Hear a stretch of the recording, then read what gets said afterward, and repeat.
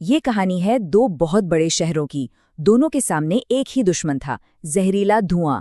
लेकिन महज 10 साल में एक शहर की हवा इतनी साफ हो गई और दूसरे की पहले से भी ज्यादा खराब। आखिर ऐसा हुआ कैसे? आज हम इसी सवाल का जवाब ढूंढेंगे। जरा इन आंकड़ों पर नजर डालिए। एक ही दिन, एक ही वक्त। बीजिंग का एयर क्वालिटी इंडेक्स है 68, मतलब ठीक ठाक हवा, और दिल्ली 447, मतलब खतरनाक से भी ऊपर। इतना जमीन आसमान का फर्क, आखिर क्यों? यही सवाल है जो हमें इस पूरी कहानी की तह तक ले जाएगा कि भाई एक ने ऐसा क्या कर दिया जो दूसरा नहीं कर पाया। तो चलिए इस पूरी कहानी को 5 हिस्सों में समझते हैं। पहले देखेंगे कि कैसे दोनों शहर एक ही संकट से जूझ रहे थे। फिर जानेंगे बीजिंग ने प्रदूषण के खिलाफ जंग कैसे छेड़ी और दिल्ली का संघर्ष कहाँ तक पहुंचा है। इसके बाद हम दोनों की नीतियों की तुलना करेंगे और आखिर में देखेंगे कि दिल्ली के लिए आगे क्या रास्ता है। आज शायद यकीन ना हो, लेकिन एक वक्त था जब बीजिंग और दिल्ली दोनों का नाम दुनिया के सबसे प्रदूषित शहरों में आता था। दोनों शहर दम घोटने वाली धुंध की एक ही चादर में लिपटे हुए थे। मतलब दोनों की शुरुआत एक जैसी ही थी, एक ही जैसे हालात।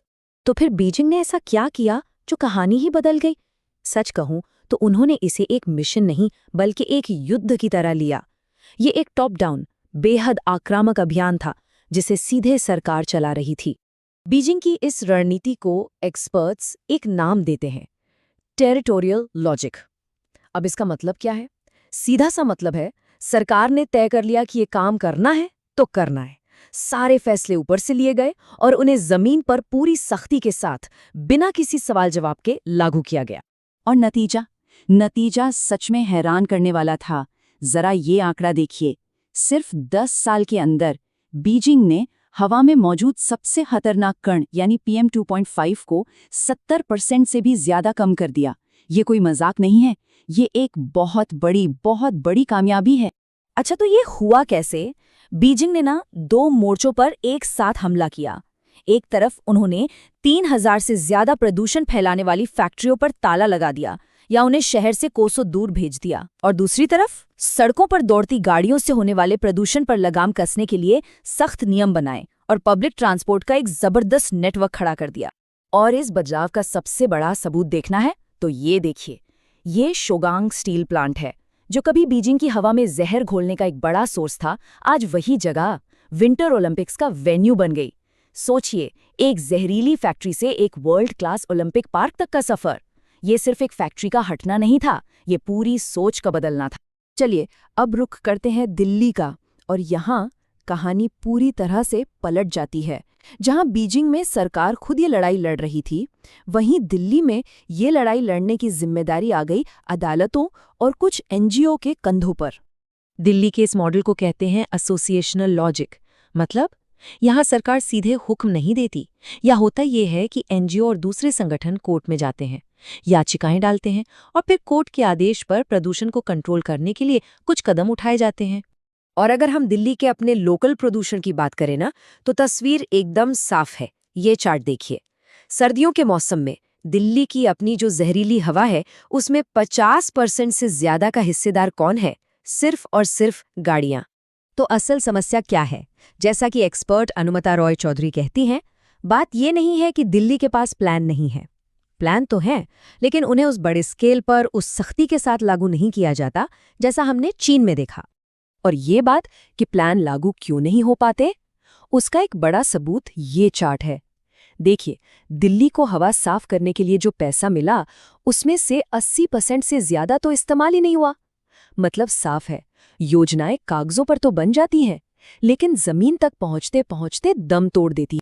तो चलिए अब एक बार दोनों शहरों की नीतियों को आमने सामने रखकर देखते हैं कि असल में फर्क कहाँ पर है। ये टेबल देखिए, पूरी कहानी एक नज़र में साफ हो जाती है। सबसे पहले मॉनिटरिंग।